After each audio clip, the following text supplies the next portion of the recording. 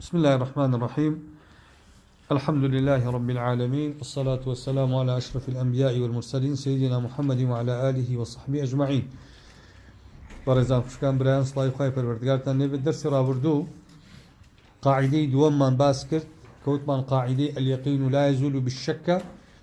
يكيك لتفريعات قاعدة كشمان باسكر كوتمان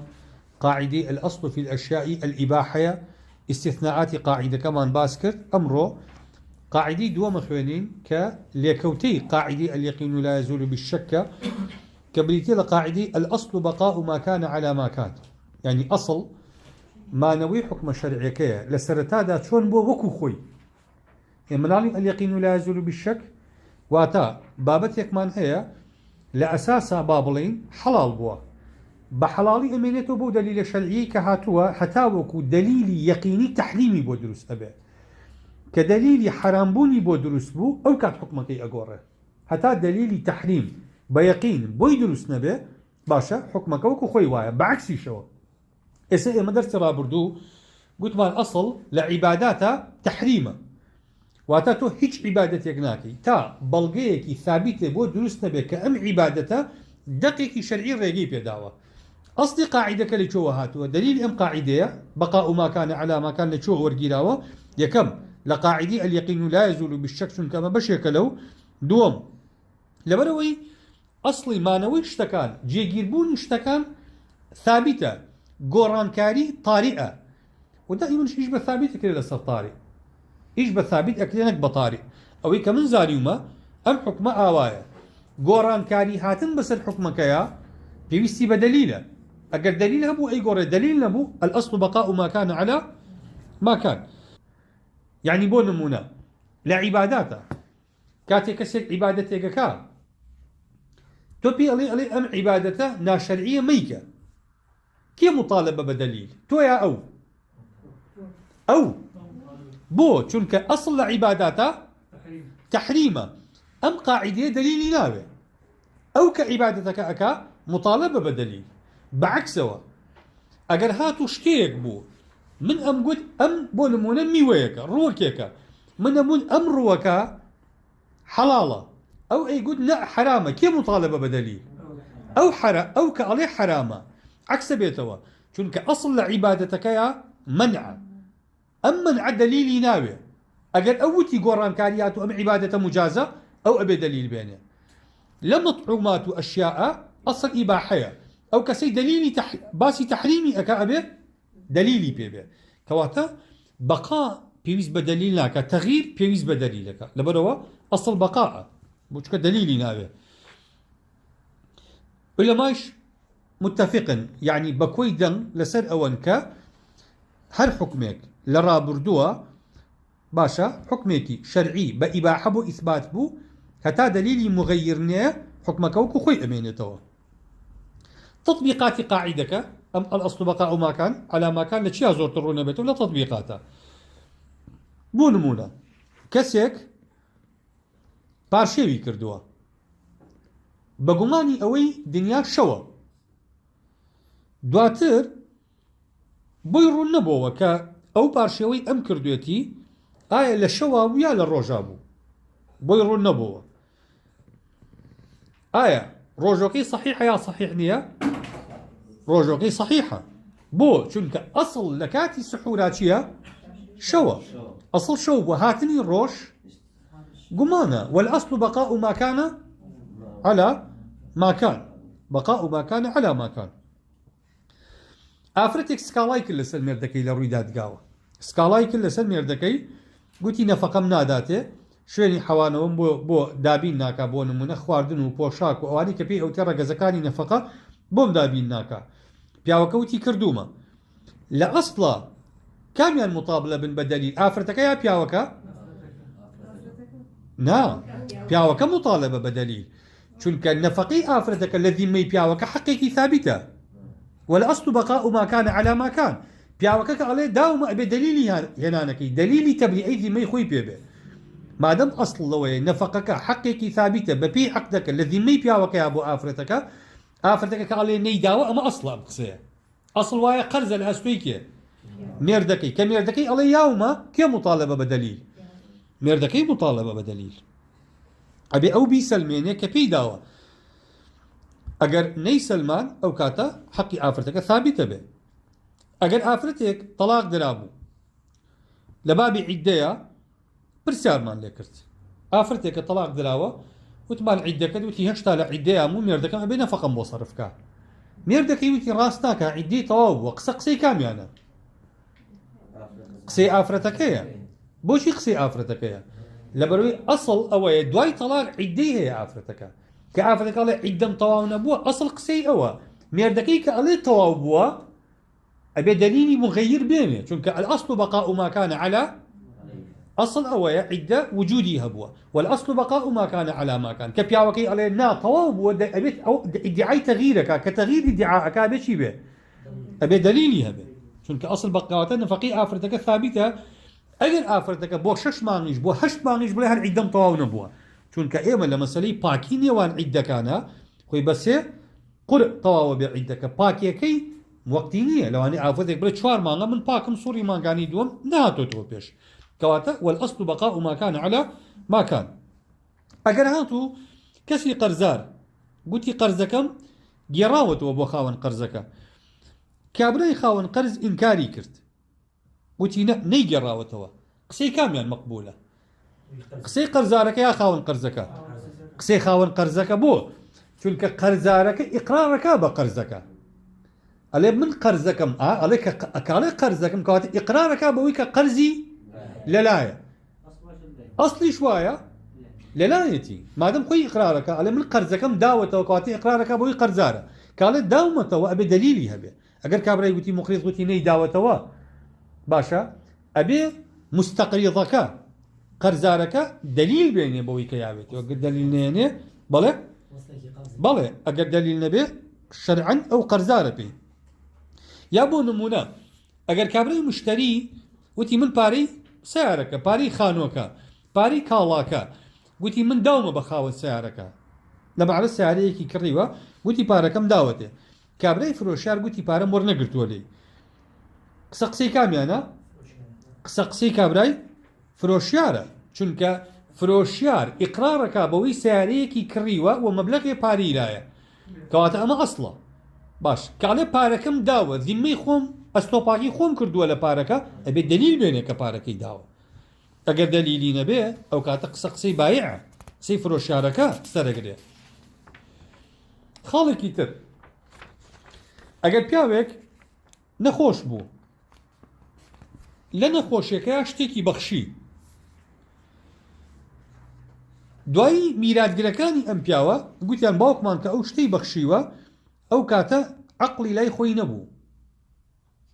یعنی تەعنیان تا لە تەسەڕوفەکە بەوەی باوکیان هۆشی لەسەر خۆی نەبوو کە ئەو شتەی بەخشیوە قسەی کێیە قسەی باوکیان وەسیەتەکە نافی دەبێ تەعنی میراتگرەکان لەوەی باوکیان هۆشی بەخۆیەوە نەبووە کە وەسیەتی کردووە ئەم تەعنە خلافی منطقی عەقڵە خلافی منطقی عەقڵە کەواتە بێ چی بێنن ئەبێ دەلیل بێنن بۆ نمونە تەقلیدێکی طبیان هەبێ کە بڵێ ئەم پیاوە کە تووشی ئەم نەخۆشیە بووە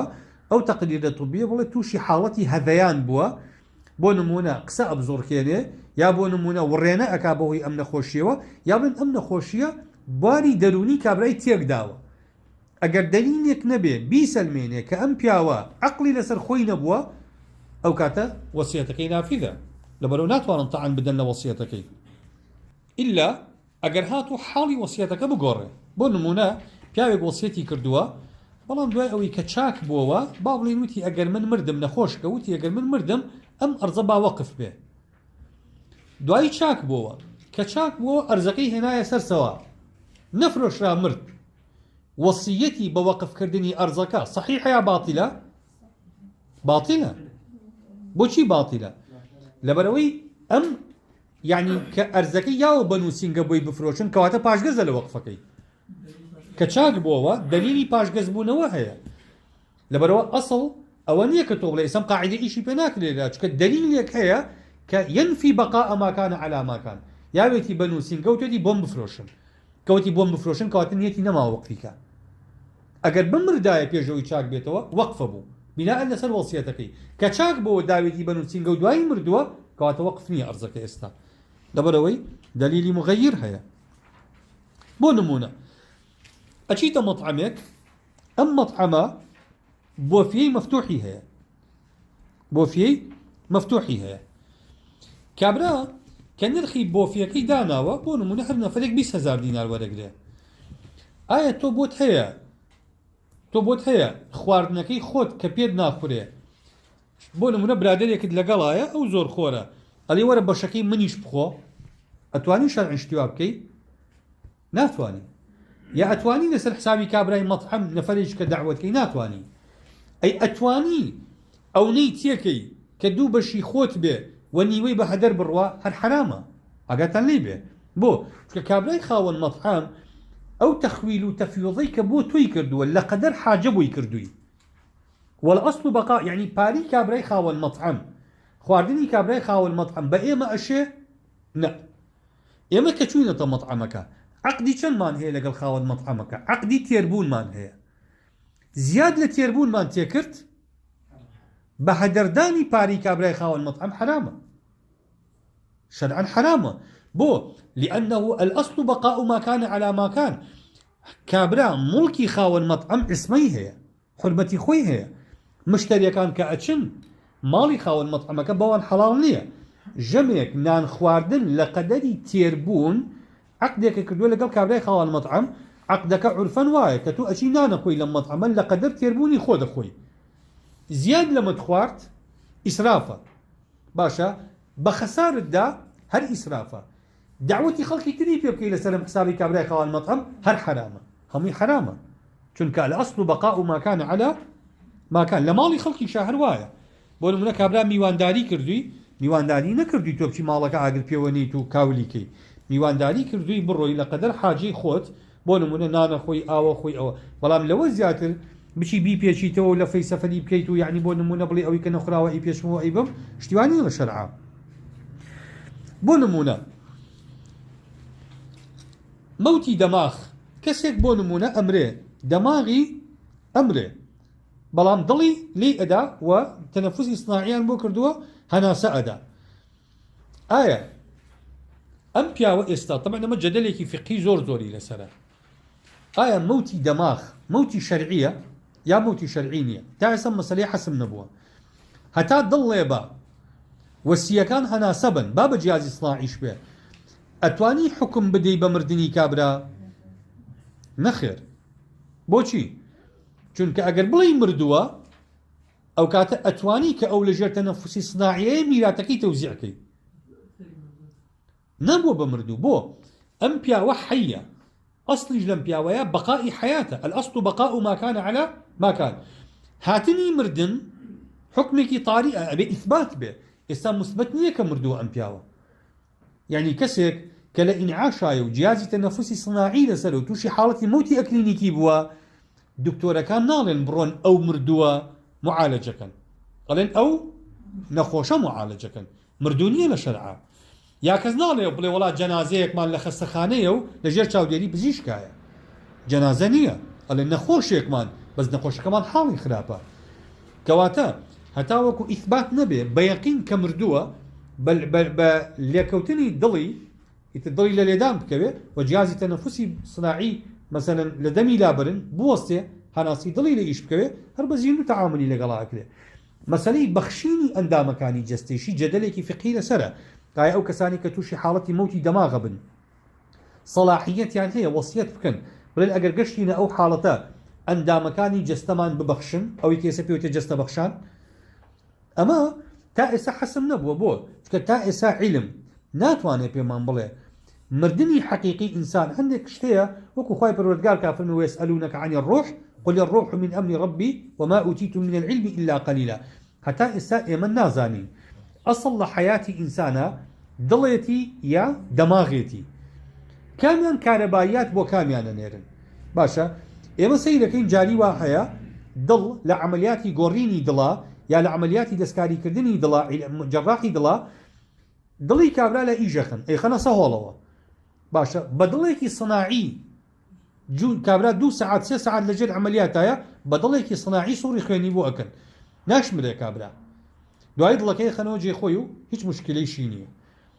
ئایا ئەگەر دڵ مەستەری ڕوحە بۆ نەمردووە کابرا یا هەندێک خەڵک هەیە دڵی سناعی هەیە ئەسڵ ماوەیەکی زۆر بەدڵی سناعی ئیشەکە بۆ نەمردووە کابرا باشە کەواتە دڵ نییە ئەگەر دەماغە بۆ کە دەماغ لە ئیشەکەوێ دڵ بۆ ماوەیەکی زۆر دوای دەماغ هەر ئیشەکە کامیان سەرچاوی ڕۆحن نازانین بڵێن یعنی تا ئێستا ئەم جەدەلە فقهیە تا ئێستا حەسم نەبووە ئێمە ناتوانین بە دەلیلێکی قەتعی بڵین کامیان سەرچاوی سەرەکی ژیانن لە مرۆڤ لەبەر ئەو وەڵئەسڵ بەقاء ما کان عەلی ما کان مادەم کابرا زیندووە لە ئەساسا هەر بە زیندوو مامەڵی لەگەڵا ئەکرێ ئەو تەسەڕوفەش بە وەسیە لە قەڵەم ئەدرێ ئەگەر کابرا گوتی من ئەگەر مەئیوس بوون لە ژیانم و مێشکم تەواو لە کار کەوت و ئەو ئەندامانی جەستەم کە ئەکرێ سوودی لێ ببیندێ ئەکرێ سوودی لێ ببیندێ نەک وەک میراتی وەک تەبەڕوع ناڵی وڵا گورچی لەیەکی میراتیە و حەقی میراتگەرەکانی پێوەیە نا بە حەی حسێ بکرێ بە زیندوو حسێ بکرێ گورچیلەکانی بۆ نمونە بۆڕی هەناسەی جیازی تەنەفوسی دڵی بۆ نمونە چاوی ئەو شوێنانی کە بە کەڵک دێن وەکو ئەندامی یەدەک بەکار بێن بۆ نەخۆشیتر هەموو ئەمانە کابرا اعتیبارەکەین بەوەی متەبەڕیعە نەک بەوەی مەیتە و ئەمانە میراتن بەشێکن لە میرات وە تەعاملی لەگەڵ ناکرێت بەاعتیباری متەبەڕیعە لێی وەرەگیرێ ئەمە بشكل لقاعدي الأصل بقاء ما كان على ما كان لروي تطبيقات فقهية قاعدي سيام ألين ما ثبت بيقين لا يرتفع إلا بيقين هرشي بيقين واتا ببلغي بهيس ثابت بو ببلغيكي بهيستر يا بلغيكي بهيسي وكو خوينه به لا ناتشه أما تبو عبادات وتشبه معاملات لقى الخلقات تشبه حقوق الله تشبه حقوق الناس بهمان قاعدة إيش أكله لبروكات كسيك ثبت بيقين بونمونا كسيك كنوجك لسري واجب به كقرزك لسري واجب به أمالي ثبت بيقين بچي لسري أكوه بيقين لسري أكوه كمان كابراي قرزار كإدعاءك على قرزكم داوتوا أبي بچي إثباتك بيقين إثباتك كباري قرزك داوته وإلا هر قرزارة ذمي تبرئة نابت أصل قاعدك هلا قاعدة استصحابه هلا الأصل في الأشياء الإباحة واليقين لا يزول بالشك هل متفرعات أو قاعدة تطبيقات أم قاعدة شونا كسك بونمونا بانجيني وروي فرمو كابرا عادة زور ملتزم بنوجي جماعته دوایی لێ پرسی ئەرێ نوێژی کردووە لێ وەڵاهی نازانم ئەرێ کردم نەم کرد ئەسڵ کردوێتی یا نەی کردووە نەی کردووە چونکە حەقی خوایە ثەبەتە بیەقین واجبە نوێژ لەسەری یا واجب نییە بەچی واجبەکە لا ئەچێ بە یەقین بە گومان لا ناچێ تۆ قەرزی کابراو لایە بڵێ وەڵاهی وا بزانم یا میتێتەوە بە وا بزانم یا میتێتەوە نی ئیثباتی کە یاوتێتەوە قەرزەکە چونکە قەرزەکە ثەبەتە بیەقین لا يزول إلا بيقين باشا زكاة شرواية زكاة بون منك أبراك زكاة قرزارة قماني هي لسروي زكاتكي داوة يعني داوة قماني للرجكي هي كقماني للرجكي هي وكو أواي قماني لنوجكي هبه وتمان لقل كابرا قماني بو دروس بو لنوجكي سير ركعتي كردويا شواري كردوا بناءك على سر كاميان لسر ضلنيايكي كسير ركعتك لسر كمكي لزكاة شواية قمانك زكاتي ياوة جاري بو گومانە هیچ زکاتێکی لە زیممە ناچێت لە ئەستۆ ناکەوێت دوایی بەیەقین چەندی زکات داوە ئەبێت تەکمیلی ئەوە بکات لەسەر ئەوە ئەوەی کە بەیەقین داوێتی بۆ نمونە یەقینی هەیە بۆی دەفتەرێکی زکات داوە بەڵام لەسەر و ئەمە گومانی هەیە دەفتەرەکەی قبوڵە ئەوەی کە گومانە نەیداوە چونکە ما ثبت بيقين لا يزول إلا بيقين كفارة شرواية بۆ نمونە کەسێک کەفارەتی لایە ئەم کەفارەتە لەسەری ناکەوێ هەتا وەکو بە یەقین کەفارەتەکەی نەدا قوربانی بۆ نمونە ئەگەر هاتوو کابرا نەذری کردبوو کە قوربانیە بکە پارەکەی داوە بە جەمعیەیەک بەڵام بە گومانە لەوەی ئایا ئەم جەمعیەیە قوربانیەکە ئاکا یا نایکە نەزرەکەی لە کۆڵەکەوە یا نایکەوێ زەکاتت داوە بە جەمعیەیەک بەڵام بە گومانی لەوەی ئەیدەن بە خەڵکی مستحق یان ئەیدەن بە خەڵکی مستحق زەکاتەکە لە کۆڵتەوەکەوێ یا ناکەوێ بۆ چکە تۆ خۆت بە گومانی لەوەی ئەوان زەکاتەکە ئەدەن یا نایدەن کەواتە حەقەکە لەسەر دیمەی تۆ لا ناچێت حەقەکە بە یەقین لا ئەچێت تۆ بە گومان لات بردووە وما ثبت بيقين لا يزول إلا بيقين أبي بيقين تۆ دڵنیابی لەوەی کە کردوێتی حەجی جوایە کابرا بۆ نمونە قەرزانی حەجە نیابەی کردووە لە حەجە کەسێک هەیە حەجەکەی بۆ ئەکا ئایا ئەو دروستە بۆ نمونە بە ئیتیکال بڵێ وەڵا کاکە من داومە بەو ئیتر ئەو حەجەکەم بۆ ئەکا ئەگەر بە گومان بیلەوە حەجەکە لە کۆڵ ناکەوێت چکە ئێمە بەڕاستی خەڵک زۆر جار لەم عیبادەتانەیە تەهاون ئەکا چۆن تەهاون ئەکا بۆ نمونە چێ بۆ ئەو وڵاتە یا لێرەوە ئەڵێ وەڵا کابرایەکم دۆزیوەتەوە بە 2 وەرەقە یا بە 3 وەرەقە حەجی بۆ کردوم خۆی هەر هەدیەکە نزیکی وەرەقەیەکی تێ ئەچێ ئەی 2 وەرەقەکەی تر چۆن کابرا ماوەی هەفتەیەک باشە ئیحرامی بۆ تۆ بەستووە و پارەی ئیحرامی داوە و چووە ماوەتەوە لە میناو لە عەرەفات و وقوفی کردووە و هاتۆتەوە میناو ئایا ئەمە بە 2 وەرەقە کابراییکا هەل لە خۆیەوە جێی گومانە ئەم جۆرە حەجە کە مادەم جێی گومانە لا يزول واجبەکە ئەدا نابێ پێی ئەبێ کابرا یەقینی هەبێ تەواو دڵنیابێ لەوەی ئەم کەسە حەجەکەی بۆ کردووە ئەو جا حەجەکە لە کۆڵی ئەم ئەکەوێت لەبەرەوە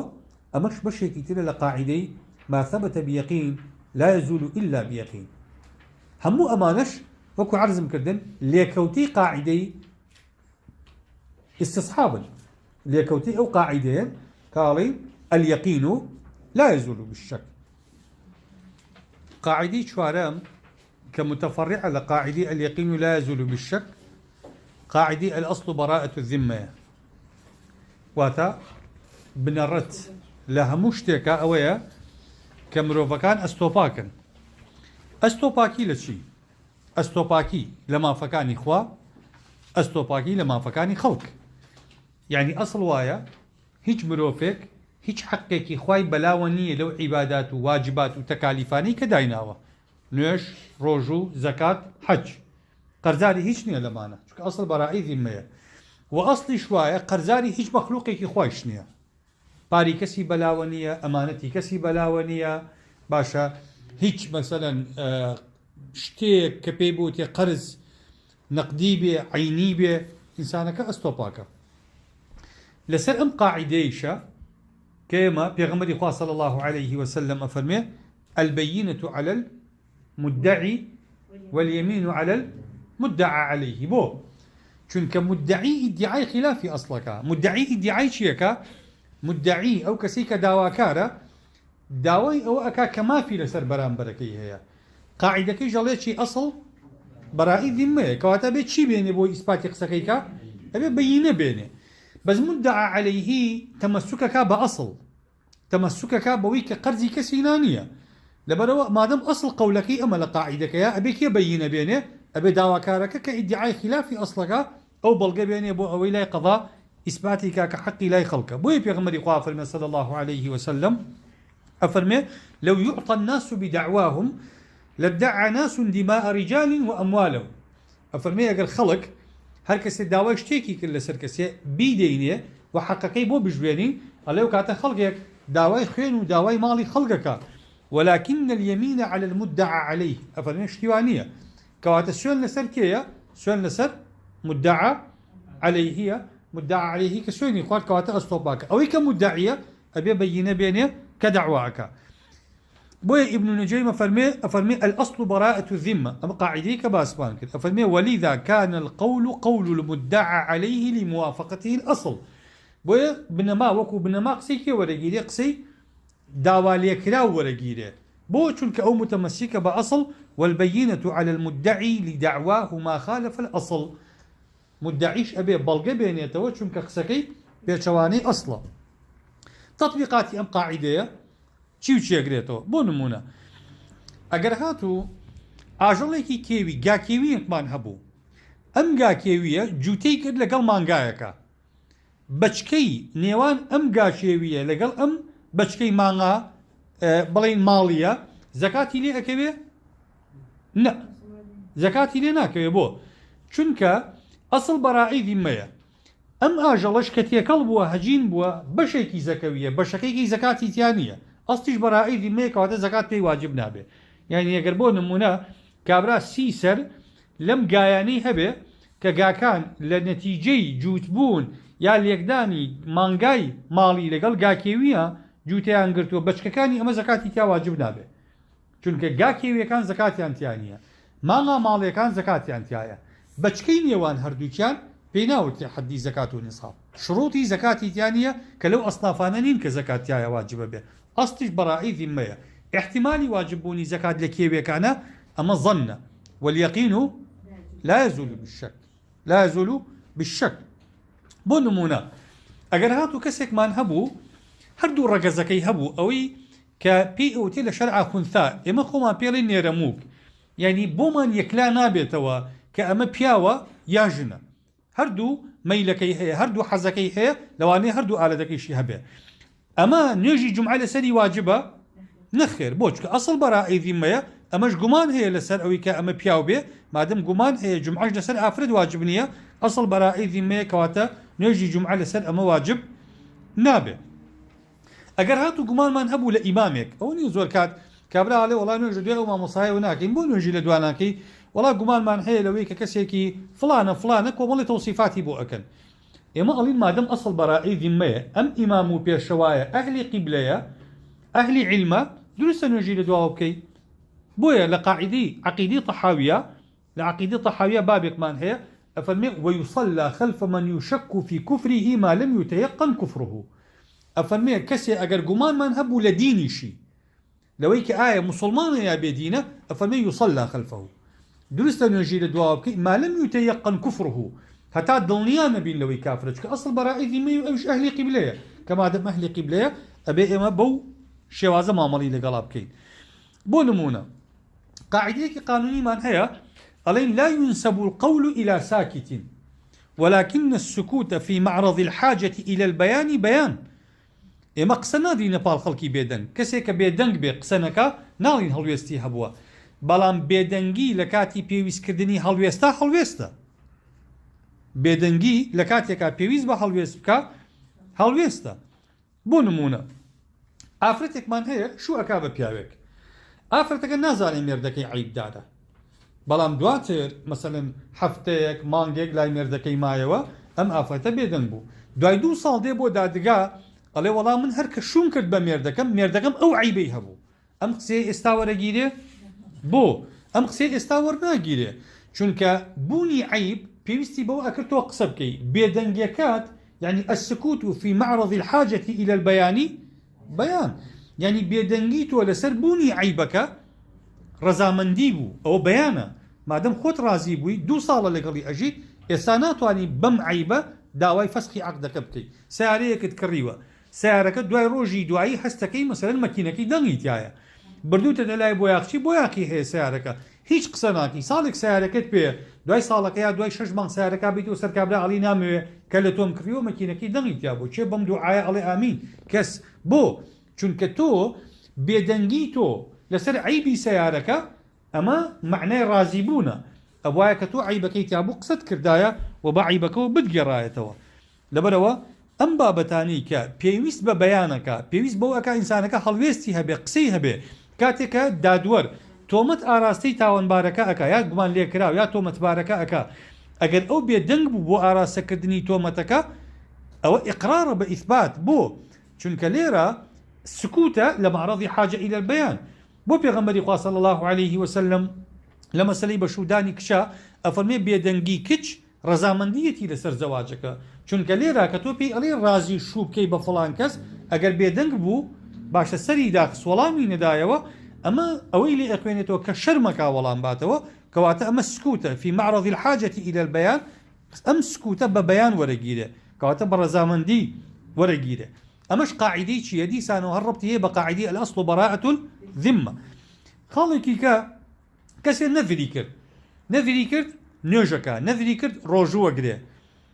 یەک ڕۆژ بە ڕۆژوو بوو نەزرەکەی جێبەجێ کردو یا جێبەجێی نەکردووە جێبەجێی کردووە نەزری کردو نوێژ بکات 2 ڕکعات نوێژی کرد نەزرەکەی جێبەجێ بوو بەڵێ جێبەجێ بوو بۆ چونکە ئەو گوتوێتی نەزر بێ ڕۆژوو بگرم ئەقلی مستەطاع لە مۆزوعەیە چەندێکە بە چەند دەفعی نەزرەکە ئەبێ بە 1 ڕۆژ ڕۆژوو ئەو وتوێتی چەند ڕۆژ بە ڕۆژوو بمنە وتوێتی ڕۆژوو ئەو ڕۆژەی کە گرتووە معنای نەزرەکەی تحقیق بوو یا تحقیق نەبووە تحقیق بووە کەواتە بە ڕۆژێ نەزرەکەی لە کۆڵەکەوێ بە 2 ڕکعات نوێژ تۆ ناتوانێ بڵێ 4 ڕکعات نوێژ بکە ئەو توێتی نوێژەکەم نەزر بێ نوێژێ بکەم بۆ خوا نوێژ لە 2 ڕکعات کەمتر لە کاتی طەبیعیە نیەتی وەنیە کەواتە بە 2 ڕکعات نەزرەکەی لە کۆڵەکەوێ إتر أكثر من ذلك